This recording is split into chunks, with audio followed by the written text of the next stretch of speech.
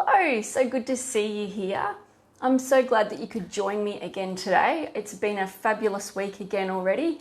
Bit wet here on the weekend on the Gold Coast. We had, as most of the southeast of Australia, we've had a lot of rain that have come through. Had a few kids here on the weekend. They're all doing a bit of a sleepover, so 10-year-old girls loving the pool in the rain. They just had a fabulous time. So I really hope that you had an enjoyable weekend no matter where you were. I really hope that if you've been around the areas of floods that you haven't been affected too much and that you've kept safe, because that's what it's all about, is keeping safe in this weather and season of extremes that we've been having. So it's so good to see you here today, and thank you for connecting again. I'm Teresa Todd. I'm a naturopath, biochemist, microbiologist, and author of The Energy Solution. And today I really wanted to talk to you about menopausal symptoms. The symptoms that you're going through at the moment, could they be menopausal? I've had a fair few clients in the last week or so that have been coming to me, and some of the symptoms that they've been going through can be attributed to menopausal symptoms or perimenopausal symptoms. And some of them are in menopause, and we're looking at helping them manage their hot flushes and their symptoms that they're feeling so that they can feel like they can live life to the fullest. So I wanted to talk to you today about menopause and about perimenopause. So menopause, in my mind, is a rite of passage. And if you look at a lot of the tribal kinds of cultures, the women are revered. The women that go through menopause, the wise old woman, they're all revered for their amount of knowledge and for what their life experiences. And for me, for many of the menopausal women, that should be a rite of passage. It shouldn't be some kind of, this is a disease, let's treat it. It's like, no, this is the other end of the life. It's different from when we start menstruation. It's the end of menstruation, when a woman should be celebrating that part of her life and the freedom and the joys that come with that, but also the knowledge that's come from living that whole life that she's lived for that time. So it's a great rite of passage, or a great part of life to be going through. And so, like I said, I've been helping a few women in the last week or so with this process. And so I wanted to share a bit with everyone to see how they can, what you can put into your daily routines to help if you've got any of these menopausal symptoms. So menopause is simply the change of hormones. It's when the estrogen when it just starts to decline. The ovaries are no longer producing the amount of estrogen that they usually were, and so we get changes in our menstrual cycle. We get changes in the hormonal load, and then the flow-on effect from there. And so the symptoms that come about from that are simply just because of those hormones decreasing. So some of the symptoms can be the hot flushes, and that's probably the main symptom that a lot of women come to me with, is these hot flushes that they're getting, that they might be coming during the day, or it might be waking them up at night. But 75% of women that go through menopause experience hot flushes. And the hot flushes can go on for 7 to 10 years. Sorry, ladies, I don't mean to make you feel a bit down about that, but perimenopause can be sort of that 10 years, 7 to 10 years before you actually stop menstruating. And it's not about having to endure these symptoms through that 7 to 10 years. It's about helping the body adjust to the lowering hormone levels. Hi, Gavin. Great to see you there. Hi, Dawn. Thank you for connecting. So looking at the hot flushes, like I said, 75% of women can have hot flushes, but there can be other symptoms as well. Not sleeping properly, getting interrupted sleep, having trouble falling asleep, waking up in the early hours of the morning. You can also get dryness. So intercourse can feel a little bit uncomfortable. There can be a lot of dryness down there. Your libido can go down. But also it affects the bladder as well. So a lot of women find that they get an irritated bladder. Hi, Anne-Marie. Great to see you connecting with us. So irritated bladder. With the irritated bladder, you might get recurrent infections, so a few more urinary tract infections or bladder infections. You might find that you've got more of an inkling that you need to go to the toilet more often, and it might be a little bit more difficult with urination. But that could be part of the process of the estrogen not being there to keep that thickness of the lining that's there. You might find you get aches and pains, headaches, moods and irritability, but also depression can come in. So because of the dropping levels of the estrogen, it can flow through and really impact on a woman and how she's feeling. So she might feel a little bit more irritable, but she might feel a little bit more low, depressed, just doesn't feel like she's coping as well as she normally would do. You can also get weight gain. So a lot of menopausal women tend to put on weight, and the reason for that is because the body is looking for another way of creating the hormones. So when we're menstruating, through most of our life, we're using the ovaries to create the estrogens. When the estrogens go, righto, time out, we're not doing this anymore, it's our time to retire, the body then goes, okay, where else can I find it? Adrenals.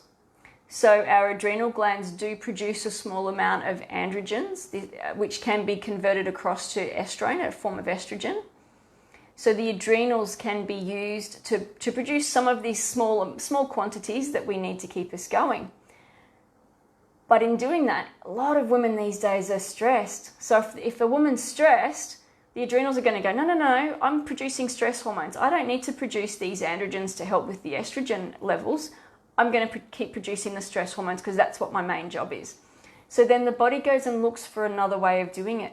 And our fat stores are the next logical choice, because in our fat stores we can actually create some of these estrogens that we need to help the body continue functioning. And so thin women will find that they actually have more incidence of hot flushes, but either way, no matter what the shape or the size you are, your body is still going to go to fat stores. And if it's not producing enough estrogen, it's going to go, hey, let's increase these fat stores, or let's increase my machinery so that I can help produce more of these estrogen-like compounds that we need to keep going.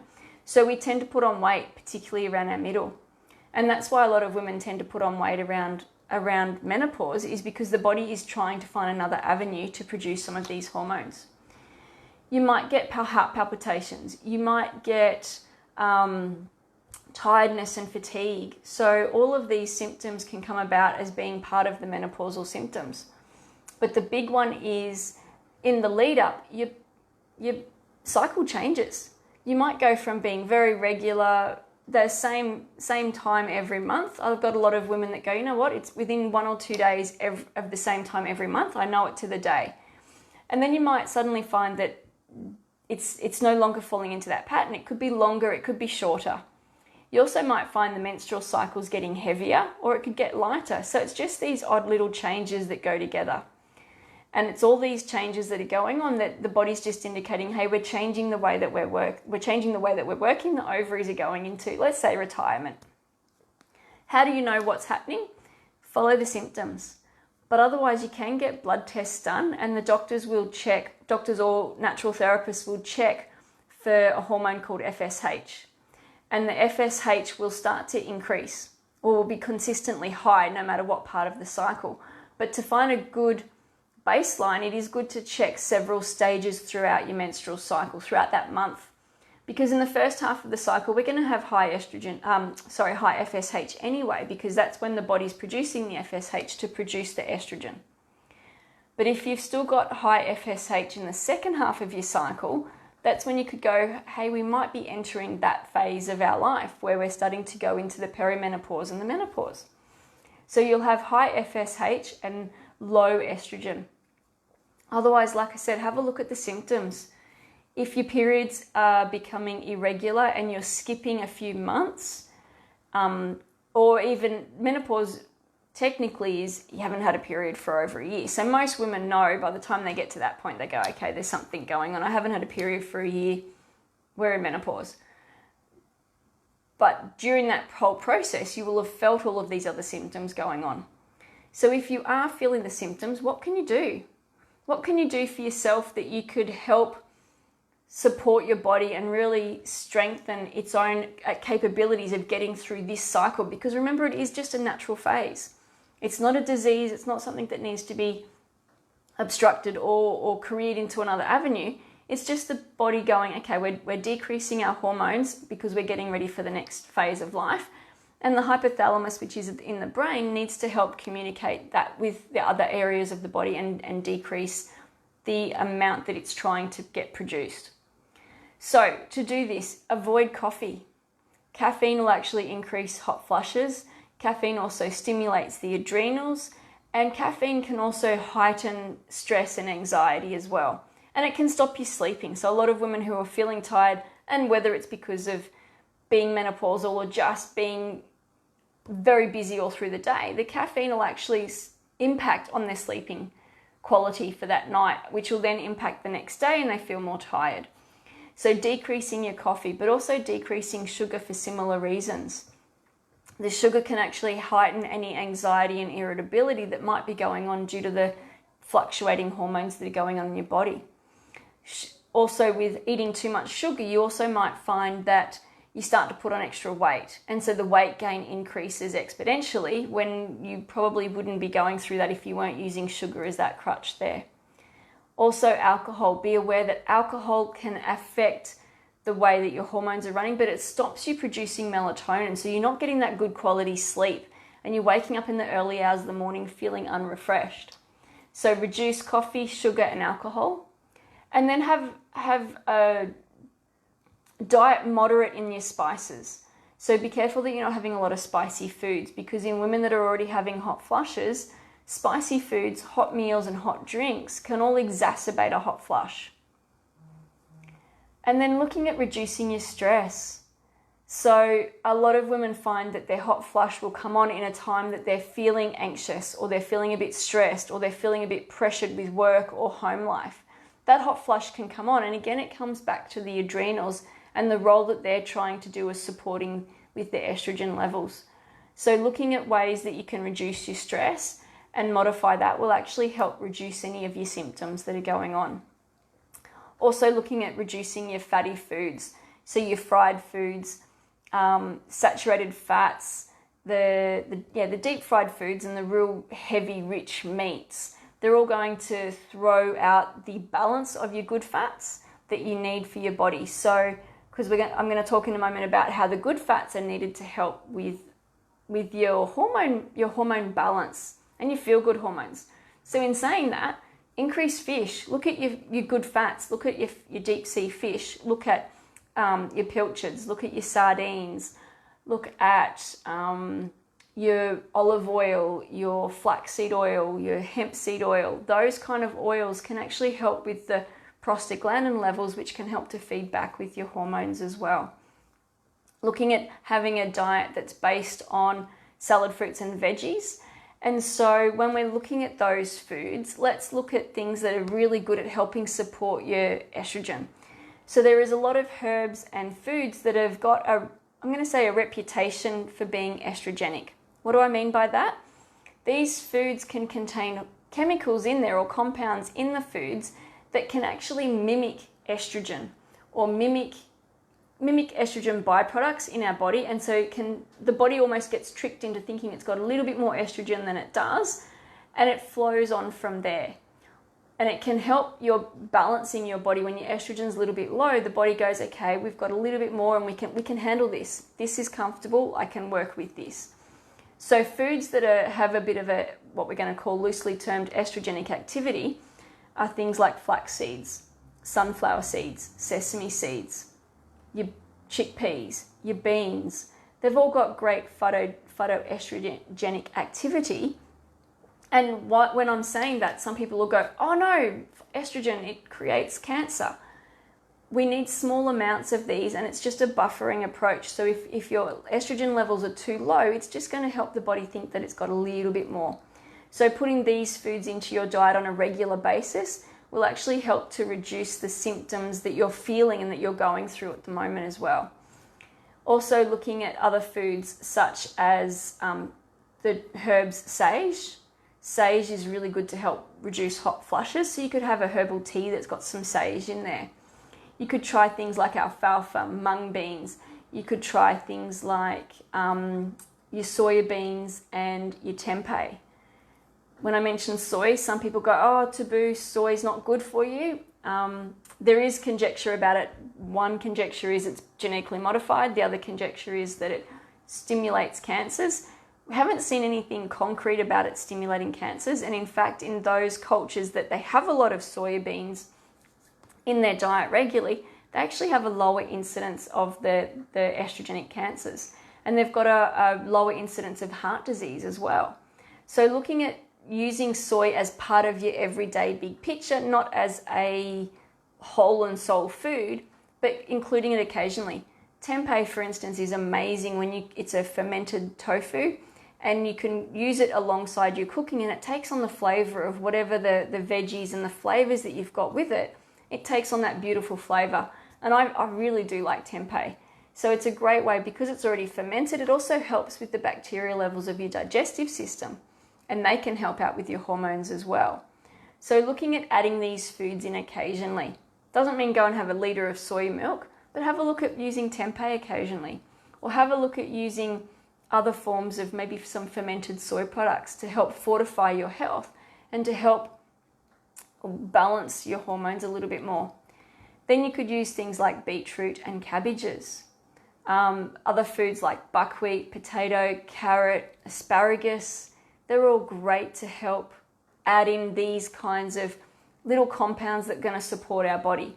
Cherries are amazing as well. So we're coming to the end of summer, we're in the middle of summer, coming to the end of summer, where you've still got the cherries in season. So using cherries to help support your body through this time as well. And then looking at, like I said before, the sage, but you can also use fennel and parsley. They're great to add into your cooking on a daily basis to just support the body. Again, we're looking at these foods as an everyday thing to help support the body. Not to take over, not to do anything like that, but to support the body. So look at adding these foods in. Have a plant-based diet where you've got these seeds, you've got the buckwheat in there, you've got the beetroot, you've got the carrots, all of these beautiful foods making up your everyday nourishment. And that will actually help to support your body with its hormone status and helping it balance what's going on and understand what's happening there. But on the other side of the coin, we've also got herbs that can help as well. So traditionally, there's a lot of herbs that have been renowned or have a reputation for being used in menopausal kinds of situations. And as per always, get advice from a qualified herbalist, because each of these herbs is a different reason for being used. So you might get a remedy that's made up that's specific for the symptoms that you're going through. So things like black cohosh, dong quai, wild yam, again sage. You can use other herbs like shatavari. If you're having trouble sleeping, hops and passion flower might be able to help you to get that quality of sleep as well. So there's a lot of herbs that we can use, and when clients come to me, I use the herbs alongside the other aspects that we're doing in their health and their lifestyle. I use the herbs to support their body and allow their body to adjust. It's simply adjusting to the change of life that they're going through. And so these herbs are great adding alongside and just supporting. Now, in some cases, we need to adjust the herbs as we go along. So, for instance, I had a phone call from someone today saying she was feeling good, but just still not quite feeling 100% with her hot flushes, and wanted to know what else we could do to support with the hot flushes. So as part of the process, we'll look at other avenues that we can look at supporting and bringing down those hot flushes. Do we need to have a look at the adrenals? If you're still getting hot flushes and you're using all of these concepts, are you overworking your adrenal glands? Are you constantly running on stress chemicals and the adrenals are going, no, I just cannot help to create those androgens to make into the estrogen? So look at supporting those processes as well. Also, exercise can help. So looking at exercise to help reduce the stress, to help form better sleep, and to help with the endorphins, which is like your feel-good hormones. And so that can help reduce the moods, the depression, the irritability, and help you get a better quality of sleep. Also, other kinds of nutrients like magnesium. So many of us are depleted in magnesium because we're so active and so vital that we go through a lot of magnesium, and especially in this heat, we go through a lot of magnesium, but we're just not replenishing it as much as we should do. So the magnesium can definitely help your body to relax, can help with that better quality of sleep, so that you can wake up and that you feel like you're more vitalized the next day. The next big thing to help with your symptoms, especially the hot flushes, and there's been some studies on this one, so some studies that are showing some really good results. So looking at breathing exercises. Take 15 minutes twice a day to do some deep breathing, deep, slow, rhythmic breathing. And when you do that, it'll actually help to reduce your stress response. It will help to get that oxygen around the body the way it should do. And in the studies, it was shown that it decreased the incidence of hot flushes and helped the person feel like they could cope a little bit better through those hot flushes. So 15 minutes of deep breathing doesn't mean sitting on the chair and almost panting. It's at that long, slow, deep breath where you take the breath in slowly over 5 seconds, 5 to 6 seconds, or 5 seconds, hold it, and release it over 5 seconds, hold it. So it's that process of breathing deeply and allowing our bodies to get the oxygen they need. And that way, that has been shown in the studies to help reduce the amount or the frequency of hot flushes. Hi Anna, great to see you on board here. So these kinds of simple exercises, adding some of these foods into your diet on a daily basis, getting some regular exercise, looking at breathing exercises, looking at your stress, how can you decrease your stress? These kinds of aspects are all great to help you with your hot flushes. Well, not just hot flushes, all of the menopausal symptoms. And even things like exercise is going to help with bone health and heart health through menopause and at the other side of menopause, because we really want to make sure those bones stay nice and vital. We want to make sure the heart stays flexible and does the job that it needs to do. So all of these tips you can do through the menopause and then continue them throughout the rest of your life to really give you the best quality of life, to keep you vital and keep you energized as well. And then also staying hydrated. So when you've got enough hydration in your body, you keep the water flow, you keep drinking that plenty of water, is a great way to stay hydrated and keep all those tissues hydrated and working the way they should be to help get rid of the toxins and help with your circulation as well. So I hope I've been able to give you some hints and tips. That was hints and tips all at the same time. Hope I've been able to give you some tips that can help you with any of the menopausal symptoms that you might be experiencing. And remember, it might be that you're going through some of these symptoms where it's irregular periods on and off for 5 years. I'm not trying to depress you, like I said. It's just the body's going, okay, where are we in the aspect of this flow? Do you remember when you first started your periods, when you were a teenager and you first started the periods? It didn't start and go regular straight away. It took a couple of years to get into the rhythm and flow of being regular and being as rhythmic as it should be and as balanced as it should be. So why not at the same at the other end? Why not have where we might miss a little bit of a month or two, and we might have a change in the flow, and it's just the body adjusting. So think of menopause as being a rite of passage. It's a beautiful time for women to enjoy it and to really live up to that wise woman stature and step into their own power. So I invite you to step into your power, indulge in these hints and tips, like I said before, to really empower your body and empower your life. And I look forward to sharing some more with you. I'd love to hear your thoughts and what you've been experiencing. Please add any comments, any feedback, so that we can continue helping everyone in their road to recovery or their road to go through menopause. So thank you all for joining me today. I've really enjoyed sharing this all with you, and I look forward to catching up with you next time. Have a fabulous week. Bye for now.